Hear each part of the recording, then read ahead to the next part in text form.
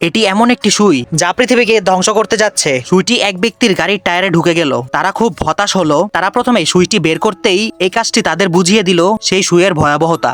গাড়িটি মুহূর্তেই চিপসে গেল, একটি ফাঁকা বেলুনের মতো সম্পূর্ণ ধ্বংস হয়ে পড়ল। মাটিতে শুধু গাড়ির ভগ্নাংশ পড়ে থাকলো। হঠাৎ তারা ভাবলো, সুইটা কোথায় গেল? মুখ ঘুরিয়ে দেখে সুইটি একটি ভবনের ভিতরে ঢুকেছে। পুরুষটি যখন সুইটি টেনে বের করলো, পুরো ভবনটিও একই রকম অবস্থা হলো, গাড়ির মতো ফাঁকা হয়ে গেল। এটি একদম অবিশ্বাস্য ব্যাপার। এখন তারা বুঝতে পারলো সেই সুইয়ের ভয়াবহতা। তারা দুজন চায় এই সুই অন্য কারো হাতে তুলে দিতে।